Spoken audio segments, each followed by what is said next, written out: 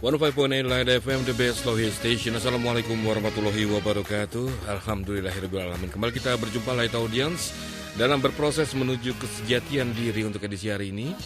Hari Kamis tanggal 24 Juli 2008. Dan seperti biasa kita akan sharing sama Siwo Agus Hidayat sampai jam 22 lebih 30 menit nanti ya. Assalamualaikum Siwo.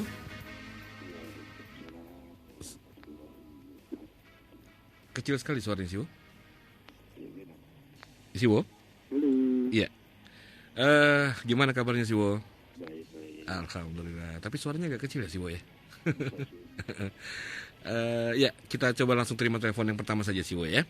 Baik, silakan. Light Audience, Anda bisa menggunakan telepon kami di 6332705 atau nanti SMS di 0818801058. Anda juga yang berada di luar kota Jakarta yang bisa streaming di www.lightfmjakarta.com atau juga yang bisa mendengarkan kami melalui Indovision channel ID 204.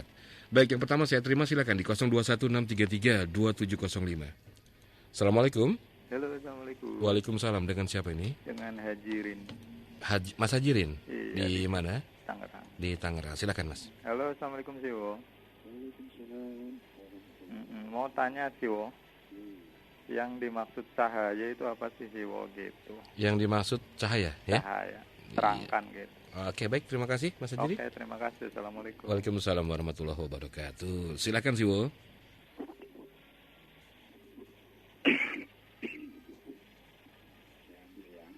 Go. Kepada seluruh live audience, semoga yang mampu berproses menuju kesuksesan diri, semoga yang diberkahi, dan semoga kita yang mampu berlari untuk menuju kesuksesan diri. Kepada seluruhnya, Assalamualaikum warahmatullahi wabarakatuh. Waalaikumsalam. Siwo, mohon maaf, bisa dibesarkan sedikit volumenya Siwo? Kecil sekali keterimanya. Sekarang gimana? Nah, sekarang bagus, silakan. Bagus ya. Monggo, silakan. Halo, tes. Ya, silakan. Udah bagus? Sudah bagus, cakep Siwo.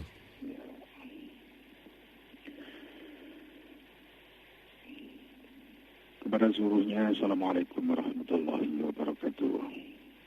Bismillahirrahmanirrahim. Walhamdulillahirrabbilalamin. Wassallallahu ala Muhammadin wa alihi tahirin. Wa la hawla wa la quwata illa billahil aliyyil azim. Laitadiun seluruhnya kita ketemu lagi dan kita sharing kembali. Sebagaimana biasa, mengingat ulang lagi saja bahwa saya adalah teman sharing Anda, bukan narasumber dan bukan rujukan. Dari itu, saya hanya mampu menyampaikan apa yang saya yakini benar saat ini, sementara ini, dan masih sangat bisa direvisi dalam rangka menyempurnakan diri. Dan mohon jangan tergesa-gesa diterima, tapi juga jangan tergesa-gesa ditolak. Jadikan sebagai tambahan wawasan atau menguatkan bagi yang sudah, jadikan sebagai tambahan data pembanding atau juga menguatkan bagi yang sudah. Dan agar perjumpaan sharing kita ini bisa lebih efektif, mari ya sambil menghibur-hibur nih, mari semakin kita pertajam dalam hidup kita dan semakin kita waspadai niat kita. Kemudian semoga kita juga makin mampu untuk konsentrasi terhadap tugas kita dengan skala prioritasnya. Light audience, tadi sudah masuk yang pertama dari Mas Hajirin di Tangerang. Terima kasih partisipasinya. Pertanyaannya singkat, apakah cahaya itu? Saya pernah mempelajari tentang definisi dari nur atau cahaya itu. Memang definisi itu ada yang tam, ada yang nakis, tetap ada definisi yang penuh, ada yang tidak penuh, ada definisi yang definit dan ada definisi yang tidak definit. kalau definisi yang nakis, ya, tidak definit, itu bisa macam-macam. Kadang-kadang cahaya dimaknakan sebagai sinar, kadang-kadang cahaya dimaknakan sebagai terang, dan sepanjang yang saya masih ingat, definitif dari cahaya adalah sesuatu yang menerangi, yang dia tidak butuh penerang. Itu yang disebut dengan sinar. Itu yang disebut dengan cahaya. Berbeda dengan sinar. Sinar merupakan akibat terang dari cahaya. Tetapi definisi itu meskipun definit, tapi juga masih sangat global. Nanti sangat terkait dengan konteks permasalahannya dan konteks kalimatnya. Tapi kalau sepanjang definisi global, cahaya adalah sesuatu zat yang dia selalu terang, dia selalu menerangi dan tidak butuh penerang untuk dirinya. Jadi dia selalu menerangi setiap yang terkait dengan dia, maka dia akan diterangi. Dan setiap yang terkait dengan dia, maka kegelapan akan tiada. Itu yang disebut dengan cahaya atau nur. Itu nanti bisa dikaitkan dengan banyak permasalahan. Ada cahaya dalam makna fisik, ya. Jadi misalnya derivasi atau turunan dari cahaya itu, misalnya ada lampu, ada laser, misalnya begitu. Tapi kalau sudah masuk ke dunia yang non fisik, ya, dunia yang bukan fisikal lagi, kayaknya dalam dunia fisika ini juga definisi ini belum sampai ke titik tuntas tentang apakah cahaya, dan pasti cahaya itu di atas energi.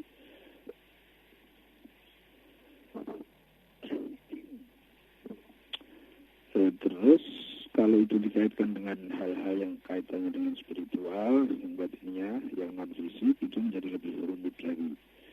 Tetapi mungkin kita kaitkan saja dalam sisi pandang tauhid, maka cahaya atau nur itu adalah Allah Subhanahu wa Ta'ala, Tuhan semesta alam. Itulah nur, itulah cahaya yang dari sana kemudian terpancar segala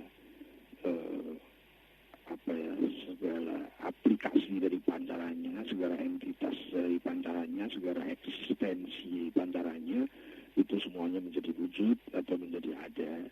Tapi yang adanya diadakan oleh sumber keberadaan, yaitu nur itu. Nah, nanti ada gradasi nur, dan itu pembahasannya mungkin agak lebih rumit, lebih serius, tapi kurang lebih seperti itu. Siapa yang dekat dengan nur itu, dia akan menjadi terang, dan hilanglah kegelapan bagi siapa saja dan apa saja yang dia semakin dekat dengan cahaya itu. Allahu nurus samawati wal ardh. Wasadaqallahul aliyyil azim.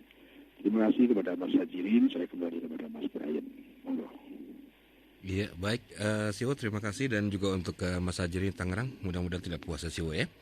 Baik, kita coba terima telepon lagi, silakan di 633-2705 Light Audience di sesi pertama ini, sebelum nanti kita masuk ke sesi berikutnya dengan SMS ya. Assalamualaikum. Waalaikumsalam. Ya, dengan siapa ini? Dengan Pak Kusno. Bapak Kusno di mana, Pak? Di Cilandak. Di Cilandak, silakan Pak Kusno. Assalamualaikum, Simal. Halo? Ya, silakan Pak Kusno. Ini kurang kedengeran ya? Ya, nanti saya coba sampaikan. Saya mau nanya tentang ini, ketika Adam diciptakan pertama, kenapa antara jin dan malaikat suruh nyembah gitu? Jin dan malaikat ya? Ya, gitu aja ya, Mas. Baik, terima kasih. Assalamualaikum. Waalaikumsalam warahmatullahi wabarakatuh. Bisa terdengar Siwo ya? Bisa. Monggo Siwo. Yang kedua dari Mas Kusno di Cilandak terkait terkait pada kisah penciptaan Adam. Di sana ada dalam penjelasan dari kitab tafsir bahwa Adam dicipta, kemudian jin dan malaikat diperintah untuk bersujud. Nah, yang pertanyaannya tadi, kenapa mesti jin dan malaikat itu diperintah untuk menyembah, gitu ya?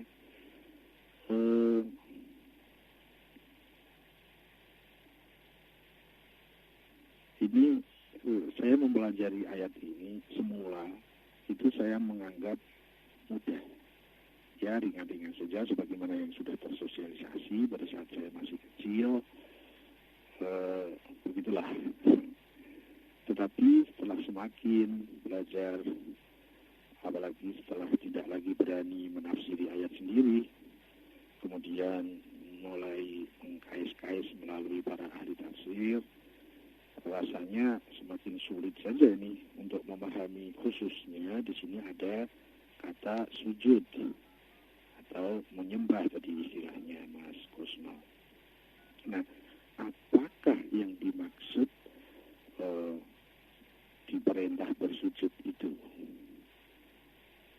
Yang pertama saya agak kaget waktu itu di dalam saya mempelajari terkait dengan ayat ini melalui kitab-kitab tafsir dan melalui diskusi-diskusi, itu bahwa dalam ayat ini perlu dibedakan apakah bahasa di sini itu menggunakan bahasa komunikasi atau ini jenis dari bahasa wujud atau bahasa eksistensi.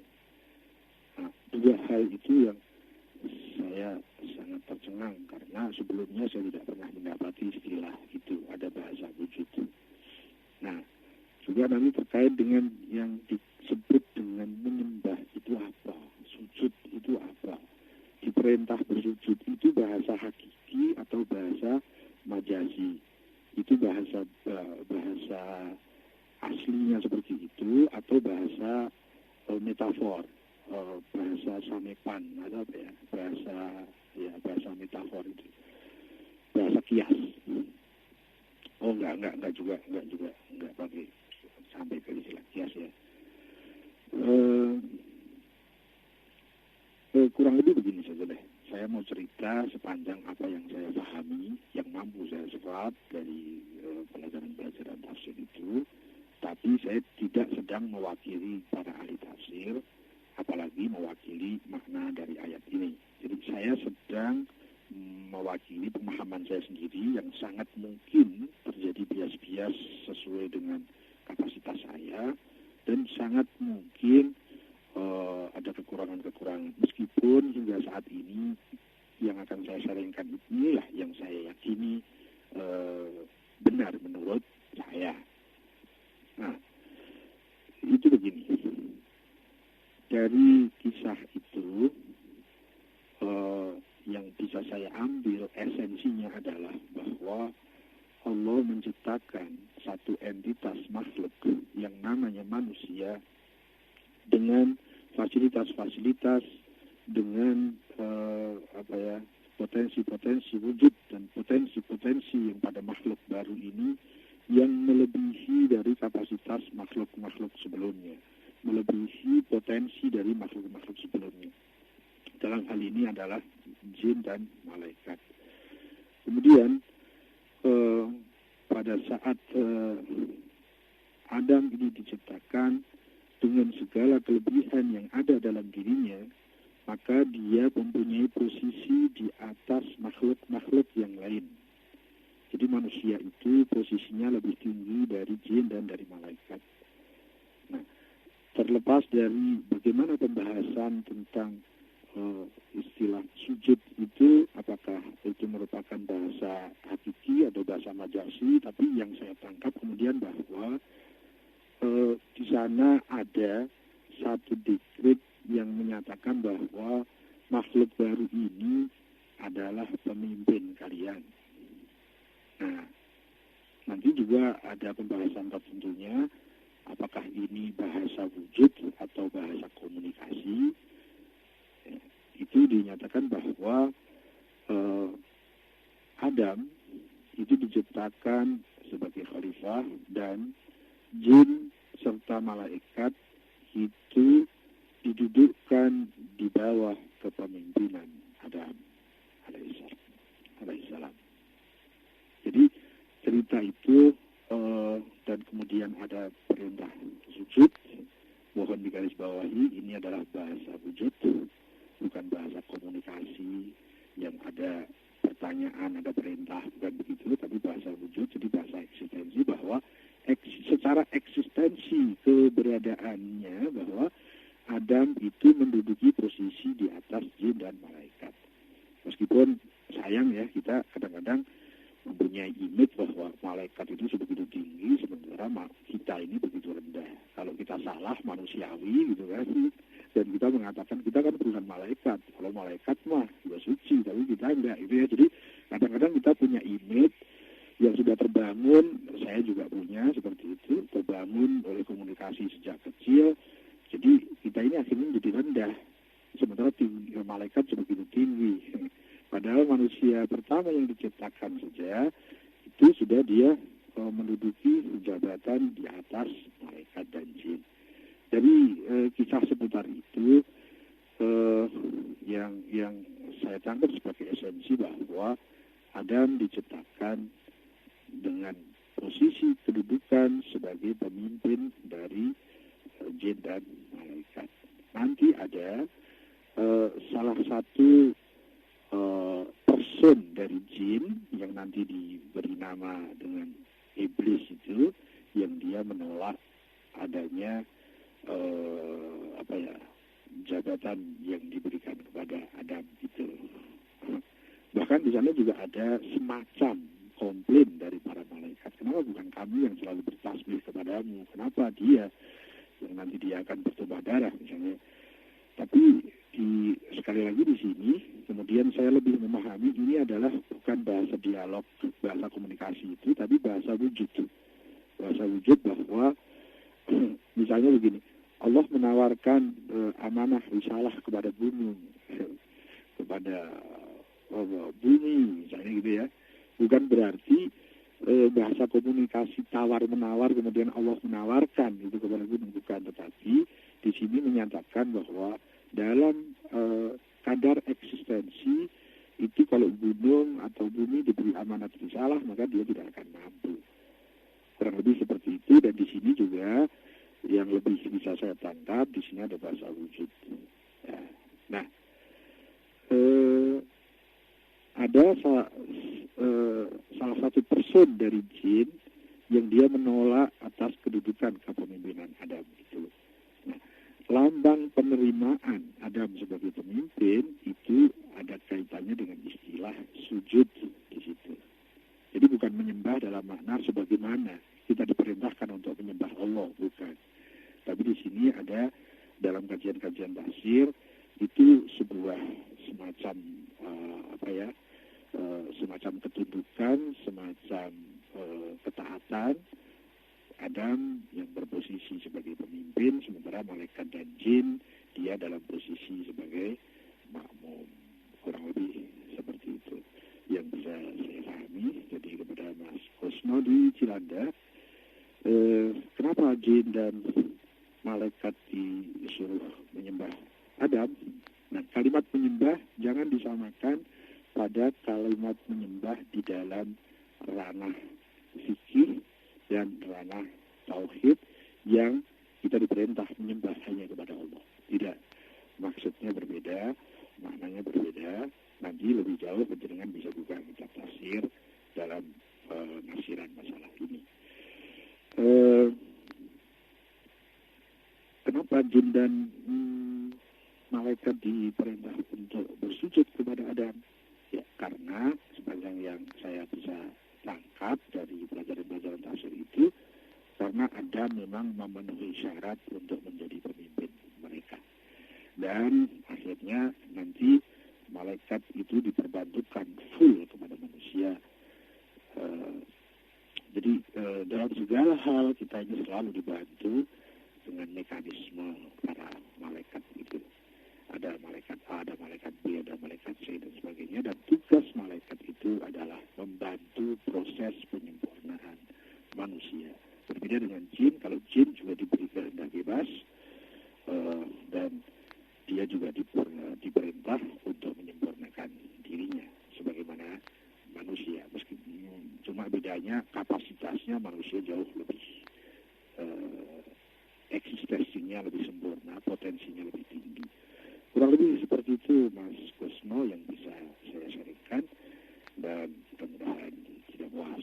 Saya kembali ke Mas Brian. Iya, baik, terima kasih Siwo. Terima kasih juga yang sudah bertanya tadi, Mas Kusno di Cilandak ya. Baik, silakan yang lainnya. Light Audience di 0216332705. Juga Anda yang bisa streaming di www.lightfmjakarta.com yang ada di seluruh dunia, atau juga mungkin Anda yang berada di luar kota Jakarta yang bisa menggunakan Innovision channel 204 di seluruh Nusantara, juga silakan Anda bisa sharing malam hari ini dalam berproses menuju kesejatian diri. Assalamualaikum. Assalamualaikum. Waalaikumsalam. Dengan siapa ini? Julfikar. Dengan Mas Julfikar ya? Ya. Oke, Ini silakan. aku mau tolong dong Siwo sharingkan tentang berpikir. Berpikir itu apa? Misalkan syarat-syarat buat berpikir yang baik itu apa aja gitu. Tentang berpikir aja deh. Sekarang ini kita sharing tentang berpikir aja. Di sharingan ya, maaf ya. Oke, baik. Terima kasih Mas Julfikar. Iya, baik. Siwo? Iya, bisa terdengar ya Siwo ya? Iya, ini Mas Julfikar di Bekasi ingin sharing tentang cara berpikir. Entah itu mungkin ada ornamennya atau mungkin juga ada sistem atau caranya seperti apa. Silakan Siwo. Mas Julfikar, terima kasih. Apakah berpikir itu? Karena masalah berpikir itu masalah yang sangat dominan dalam kehidupan kita. Dan saya pernah tercengang dulu pada saat mulai membahas tentang apakah berpikir itu dan apa fungsi dari berpikir, kemudian apa pengaruh berpikir itu dalam rangka kemanusiaan kita. Banyak sekali yang saya dapati, tetapi karena saya dibatasi oleh pertanyaan itu, maka saya hanya akan sharingkan terhadap dua hal, yaitu apakah berpikir itu dan apa syarat-syarat berpikir yang baik atau yang tertib. Karena saya sangat intens belajar masalah ini, sehingga definisinya pun saya sampai hafal. Mohon maaf kalau saya akan menyebutkan definisinya dalam bahasa aslinya. Disebut berpikir, jadi kalau ditanya mahwal fikr, apakah berpikir itu, di dalam definisi disebutkan berpikir adalah harakatul akal minal ilm ilal jahal. Jadi gerakan akal dari yang sudah tahu kepada yang belum tahu. Di sini menjadi penting bahwa akal itu bukan fikir, dan fikir itu berbeda dengan akal. Disebut berpikir manakala ada gerakan akal yang menggunakan mekanisme di dalam kepala kita yang disebut otak dengan saraf-saraf halusnya dalam rangka mencari hal-hal yang belum tahu berdasarkan hal-hal yang sudah tahu. Nah, gerakan itu disebut gerakan berpikir atau disebut harakatul fikr, yaitu adanya gerakan akal yang menggunakan kepala. Nah, di sini kemudian yang menjadi titik penting bagi saya dalam memahami itu adalah, pertama kita harus membedakan antara akal dan fikir. kenapa disebut harakatul akal? Nanti ada harakatul nafs. Jadi ada gerakan nafsu, ada gerakan akal. Di dalam spiritual kita, di dalam dada kita, dalam batiniah kita, itu ada dua kekuatan dasar yang menggerakkan hidup kita, yaitu akal dan nafs. Akal merupakan cahaya murni ketuhanan yang ada dalam diri kita, yang sering juga disebut dengan nurani atau cahaya hati, atau disebut sebagai potensi fitrah, gitu. Nah, itu disebut akal. Nah, manakala akal ini menggerakkan alat mekanisme yang ada di dalam kepala kita, jadi akal itu ada dalam dada, kemudian menggerakkan sebagai force, sebagai tenaga penggerak dari mekanisme yang ada dalam otak kita itu, dalam rangka mencari tahu hal-hal yang belum tahu, itu disebut dengan berpikir. Pertanyaan yang cukup strategis adalah, apakah kalau yang menggerakkan nafas itu tidak disebut berpikir? Ya, kita kan tahu kalau akal itu dia selalu berkehendak benar, atau itu selalu mengajak kita kepada Tuhan, Allah, sumber kebenaran, dan selalu mengajak kita kepada keindahan, kebijakan, dan kebenaran. Berbeda dengan nafas. Nafas itu semau gue. Jadi dia diberi kehendak bebas, dia bisa berbuat baik, bisa berbuat buruk, bisa bersuara baik, bisa bersuara buruk. Itu nafas. Tapi kalau akal, dia pure, murni, suaranya selalu baik dan benar. Nah, pada saat kehendak akal itu menggerakkan mekanisme otak kita, itu disebut berpikir. Tetapi kalau yang menggerakkan itu nafas, jadi dia mempunyai kehendak buruk, dia mau korupsi, kemudian menggunakan mekanisme otaknya untuk merencanakan sesuatu, mencari hal-hal yang bagaimana agar dia sukses untuk bisa korupsi. Nah, itu tidak disebut dengan berpikir. Nah, ini bahasanya teknis. Ya, meskipun kalau kita menggunakan bahasa masyarakat, ya semua itu disebut berpikir.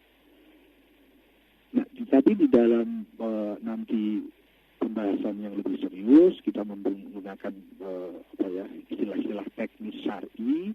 Yang disebut berpikir hanyalah yang dia itu digerakkan oleh kehendak benar, kehendak dari akalnya.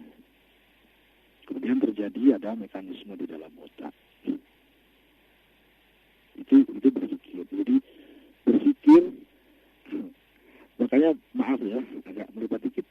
Banyak ayat-ayat yang memerintahkan kita untuk berpikir.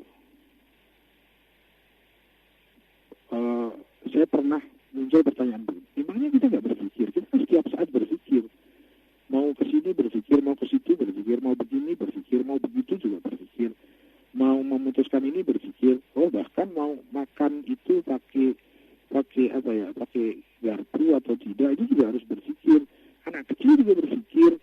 Bahkan dalam kapasitas yang lebih rendah, hewan pun berpikir.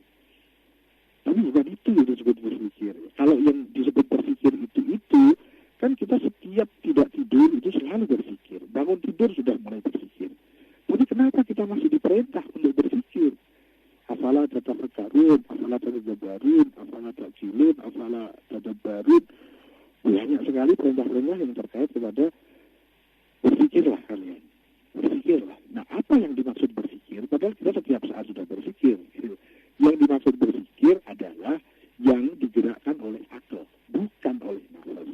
Atau nanti istilahnya, kalau berpikir tapi powernya itu dari akal, itu disebut dengan berpikir yang tertib.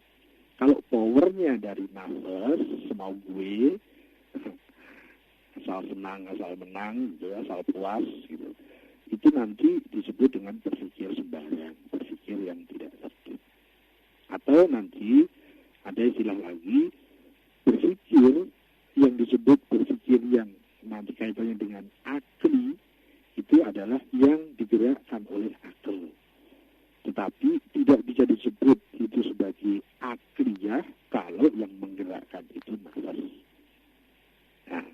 lebih seperti itu tentang apakah berpikir itu.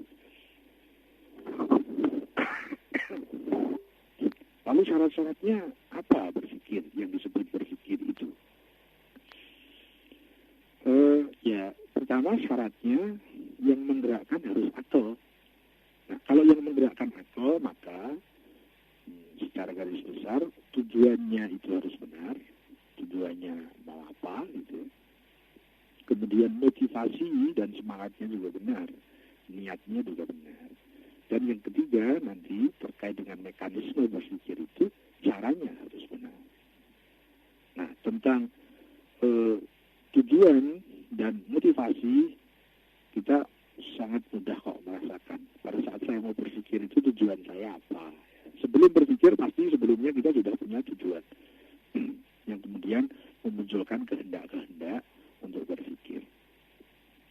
Nah, tentang tujuan dan niat, mari kita tanya kepada diri kita masing-masing. Nah, kemudian kalau tentang cara, nah ini juga banyak, karena di sana nanti banyak aturan-aturan berpikir, atau istilah saya agak ekstrim gitu ya, berpikir. Ya, saya sempat tercengang-cengang juga dulu bahwa saya sebagai orang Islam ini semuanya diatur, semua ada fikihnya. Bagaimana menggerakkan mata, menggerakkan lisan, menggerakkan tangan, memakai baju, keluar rumah, masuk rumah, bahkan masuk keluar toilet, itu semua ada fikihnya. Tapi sayangnya tiba-tiba seakan-akan kalau berpikir tidak ada fikihnya, tidak ada aturannya. Jadi berpikir boleh sembarang, semua diatur. Ini pasukan-pasukan indera fisik ini semua diatur. Tapi tiba-tiba komandannya boleh sembarang. Jadi berpikir itu boleh sembarang. Dan nanti itu terkait kepada cara berpikir. Nah, cara berpikir kalau secara global, ya pertama, pada saat kita ingin menyimpulkan sesuatu, kita ingin mempunyai satu titik jawaban sebagai kesimpulan, itu cara globalnya adalah pendataannya harus benar, analisanya juga harus benar. Nah, nanti masalah pendataan ini itu banyak lagi nanti aturan-aturan tentang bagaimana pendataan yang benar, mana data-data yang boleh diterima sebagai data dan mana data yang harus ditolak, mana informasi yang bisa dimasukkan sebagai data dan mana informasi yang hanya boleh cukup disimpan saja tapi tidak boleh dimasukkan sebagai data. Nah, nanti terkait lagi dengan alat ukur pendataan yang benar itu bagaimana ya. Kemudian yang kedua tentang analisa. Bagaimana seseorang menganalisa, itu juga ada aturannya. Bagaimana pada saat kita menyimpulkan dari yang universal kepada yang detail, dan bagaimana menarik kesimpulan dari data-data yang detail untuk menarik sebuah kesimpulan yang general. Itu istilahnya deduksi dan induksi, lupa saya istilahnya. Ya seperti itulah. Ya, itu cara penganalisaannya juga harus tertib. Baru nanti terjadi satu bentuk penyimpulan. Sehingga kalau tujuannya benar, sebelum berpikir itu, dia berpikir untuk apa, itu tujuannya benar, motivasinya juga benar. Kalau tujuannya sekedar untuk senang-senang, untuk egoisme gitu kan, semangatnya dalam raya memperkaya diri, sampai kemudian dia berpikir bagaimana cara korupsi yang canggih misalnya, ya itu sama sekali tidak bisa disebut berpikir. Kurang lebih seperti itu. Nah, siklus dari berpikir itu dikaitkan dari proses aplikasinya, dia dimulai dari pertanyaan dan diakhiri dengan jawaban. Meskipun nanti pada saat sudah dapat jawaban atau kesimpulan, maka pasti akan tumbuh lagi pertanyaan yang lebih tinggi. Jadi begitu seterusnya. Kalau kita bisa menata diri, kita berpikir, kita selalu bertanya, tujuan saya apa berpikir ini, kemudian motivasi saya apa dalam rangka berpikir ini, dan bagaimana mekanisme berpikir itu, bagaimana caranya. Manakala masing-masingnya sesuai dengan kaidah, masing-masingnya sesuai dengan tertib aturan mainnya, maka itu disebut dengan berpikir yang tertib, berpikir yang benar, kurang lebih seperti itu. Nah, yang kadang-kadang rumit itu, kita kadang-kadang tergesa-gesa dalam mendata. Kadang-kadang bukan data dianggap data, atau kadang-kadang data malah disingkirkan, tidak dijadikan data. Misalnya seperti itu. Dan kayaknya hal seperti itu sudah lumrah di masyarakat, sehingga nanti terjadi tergesa-gesa menilai sesuatu, tergesa-gesa memahami sesuatu, tergesa-gesa menyimpulkan sesuatu. Salah satu penyakit dalam berpikir itu adalah tergesa-gesa. Kurang lebih seperti itu. Nanti masih banyak penyakit-penyakit berpikir yang lain, yang manakala kita punya penyakit itu, maka dia akan mengganggu kelancaran dari tertib berpikir kita. Kurang lebih seperti itu, Mas Zulfikar. Saya kembali dulu kepada Mas Brian. Ya, baik, Siwo, sebelum kita terima penelpon berikutnya, kita coba dengar dulu beberapa komersial break, Siwo, ya. Mungkin 2 menit saja, Siwo. Ya, baik, Light Audience, nanti kita lanjutkan lagi, tapi sebelumnya kita dengar dulu yang berikut ini. 105.8 Light FM and Auto Blitz presents Jakarta Classic Touring Modern Meets Classic. Minggu 3 Agustus 2008 di Gelora Bung Karno, jam 8 pagi sampai jam 9 malam. What's up? Launching 105.8 Light FM, pameran klasik car and modern modification, live band, bakal ada juga dancer, bazaar, games and door prize, and of course, fun rally as well. Information 105.8 Line FM. Telepon 633-2703. 105.8 Line FM and Auto Blitz presents Jakarta Classic Touring Modern Meets Classics. Supported by Moving the World in Silence, Mipres, produsen Aki NS, Chicken Story, topnya ayam bakar, Indosa, Ponsel Philips, Always On, Always Connected, and organized by Auto Blitz. Ini PPMKI 105.8 Line FM, 95.1 Kiss FM, and Mustang AA. Jakarta Classic Touring Modern Meets Classics menampilkan Malik and the Essentials, Vikara, Mass Romantic, Mala and the Bandit, 21st Night, Afgan,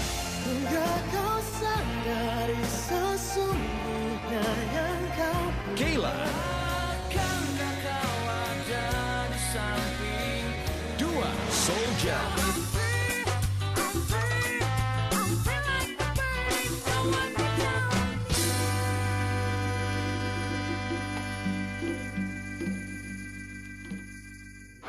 This is Light FM. www.litfmjakarta.com. Provided by Central Online. Berproses menuju kesejatian diri bersama pemikir spiritual Siwo Agus Hidayat. Bisa saja saya melakukan aktivitas-aktivitas yang secara formal itu terlihat sangat agamis, sangat spiritual. Tetapi kalau niatnya ternyata salah, maka dalam dunia spiritual itu tidak punya harga. Dia hanya punya harga dalam dunia sosial. Berproses menuju kesejatian diri. Berproses menuju kesejatian diri bersama Siwo Agus Hidayat setiap Kamis jam 9 hingga jam 10.30 malam di 105.8 Light FM, the best long hit station. Ya, baik, Light Audience, kita lanjutkan kembali berproses menuju kesejatian diri di sesi pertama ini bersama Siwo Agus Hidayat. Siwo? Halo. Iya, kita coba terima telepon lagi, Siwo, ya. Silakan Light Audience di 0216332705. Ya, kami tunggu, silakan. Anda juga yang berada di luar kota Jakarta, yang bisa streaming di www.lightfmjakarta.com atau juga di Indovision, channel ID 204. Assalamualaikum. Assalamualaikum. Waalaikumsalam, dengan siapa, Pak? Dengan Mas Didi. Mas Didi di Brian, mana? Dari Jakarta Timur. Di Jakarta Timur. Silakan, Mas Didi. Mas, sebelum ke Siwo, Mas Brian ini Mas Brian yang tadinya bukan Mas Indra ya? Betul. Indra Samudra. Iya, betul sekali. Iya. Kenalin Jangan suaranya dibahas di sini. soalnya. Jangan dibahas di sini. Iya, tidak apa-apa. Silakan Mas Iya. Di. Jadi saya langsung ke Siwo ya, Mas. Iya, silakan. Assalamualaikum Siwo. Waalaikumsalam warahmatullahi wabarakatuh. Saya Mas Didi Siwo. Ini kalau nggak salah yang ketiga kali ya Siwo. Dan sebelumnya itu, sebelum saya sharing, salam perkenalan dan persaudaraan melalui udara ya Siwo. Jadi saya mau sharing masalah ini Siwo. Jadi yang pertama itu adalah Ad-Jadal itu Siwo yang menyerupai Nabi Isa itu sebenarnya siapa? Bisa diulang Mas Di.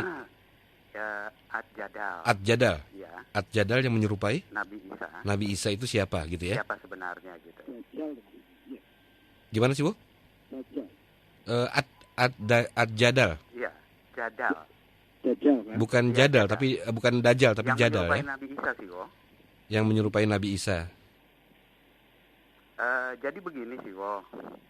Siwo mungkin ingat saya selamanya kalau sharing dengan Siwo itu habis membaca buku Siwo.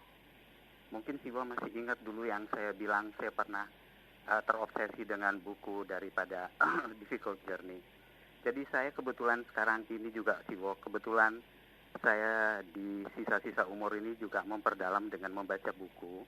Jadi saya lagi baca buku itu Mutiara Hadis Pak Siwo dari Bukhari Muslim. Jadi di situ itu ada dijelaskan bahwa Ad-Jadal itu di dalam Bukhari Muslim itu menyerupai Nabi Isa gitu. Yang saya ingin tahu siapa dia sebenarnya, begitu. Dan yang kedua itu Siwo, yang saya mau nanyakan pertanyaan saya itu hasil saya baca dari Sirah Nabawiyah. Dari apa Mas? Sirah Nabawiyah. Hirana. Ya, Sirah. Oh, Jadi sejarah Oke. Rasulullah. Sirana Nabawiyah ya. Nabawiyah. Ya, Ya. sorry. Tetapi Siwo, ini yang saya baca ini itu hasil yang juara satu daripada, jadi dia seperti kayak dapat hadiah Nobel gitu Siwo. Apakah Siwo udah baca bukunya itu? Karangan siapa itu Mas? Itu dari Sheikh Safiyur Rahman Al-Mubakafuri. Sheikh Safiyur Rahman Al-Mubarakfuri. Al-Mubarak ya. Iya, jadi begini Mas Brian. Ini jadi ulama-ulama itu mengadakan sayembara tentang penulisan sejarah Rasulullah. Yeah. Dan dia mendapatkan juara nomor 1, begitu. Nah, di dalam saya pikir saya perlu memang baca buku ini, apalagi dia mendapat award begitu ya, seperti kayak Nobel lah gitu di dalam Islam. Itu kita menjadi makin menyayangi, mengagumi, menghormati Rasulullah itu ya dengan kita itu membaca Sirah Nabawiyah ini gitu. Jadi untuk Siwo. Nah, di dalam bacaan ini yang saya ingin sharing itu satu aja.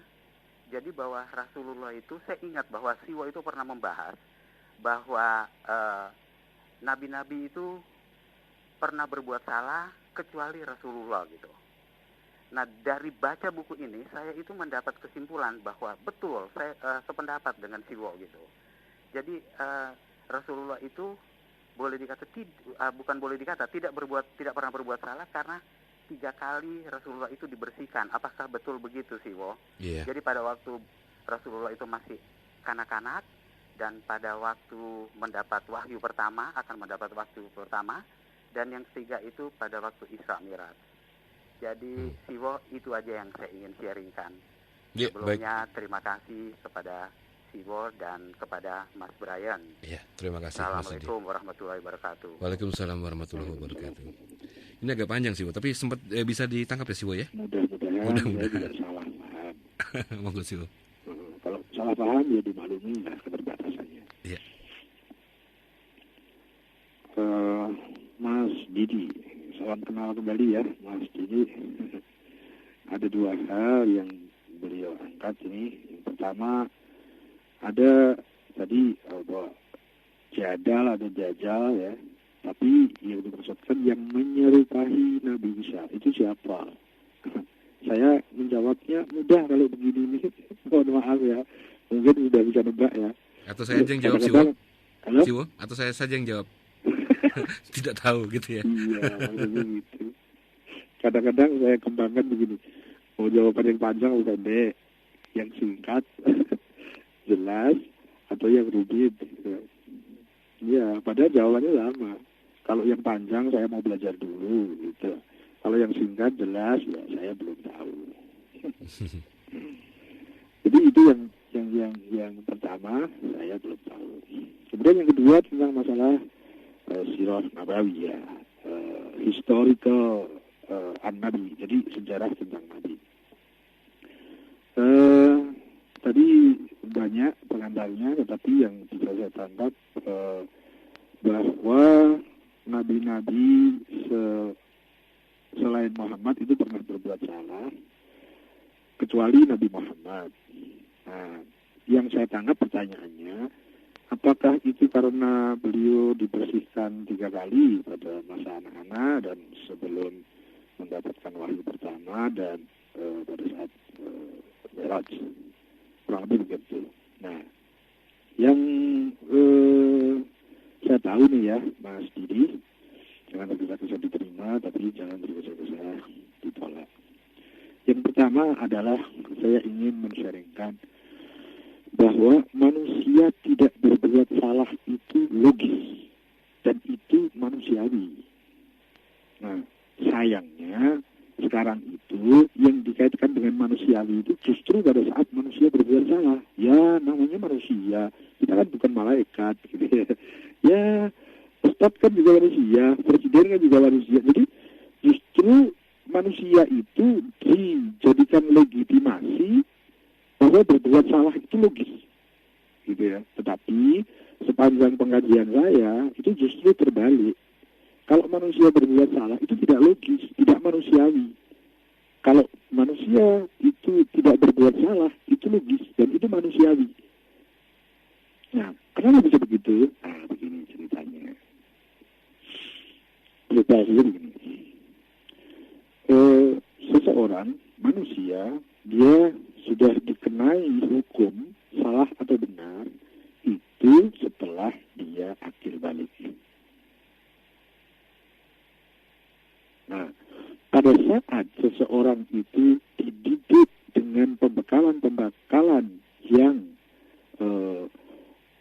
wajar gitu ya, yang standar ya, sayangnya mencari yang standar itu pun ternyata di situasi zaman yang seperti ini sangat sulit, meskipun sekedar yang standar, apalagi yang optimal gitu ya. Kalau seseorang itu manusia itu sejak dia proses pernikahan, kemudian proses kehamilan, proses kelahiran sampai dia itu akil balik, itu diadakan penyiapan dan pembekalan yang wajar, standar. Pada saat dia memasuki akil balik dan dia sudah mandiri, bertanggung jawab terhadap hidupnya sendiri dan dia dikenai hukum salah dan benar, maka itu akan sangat memungkinkan seseorang itu tidak berbuat salah. Misalnya begini, setelah dia akil balik, dia selalu melakukan yang wajib dan selalu meninggalkan yang haram. Meskipun dia tidak melakukan yang sunnah dan dia meskipun dia melakukan yang makruh misalnya, tetapi dia tidak pernah melakukan yang haram dan dia selalu melaksanakan yang wajib sesuai dengan proses keilmuannya. Jadi dia tidak punya salah. Simpel sih kayaknya gitu. Sayangnya di dunia pendidikan di masyarakat kita, sebagaimana yang saya alami, masuk ke akil balik itu pun saya tidak tahu. Kalau saya lahir ada walimahnya, saya khitan ada walimahnya, ya. Jadi sadar betul saya kapan saya khitan misalnya, menikah pakai walimah. Ya. Tapi sayang sekali, momen yang sangat strategis, momen yang sangat menentukan. Karena sebelumnya dia tidak terkena hukum, kemudian sekarang mulai terkena hukum, ya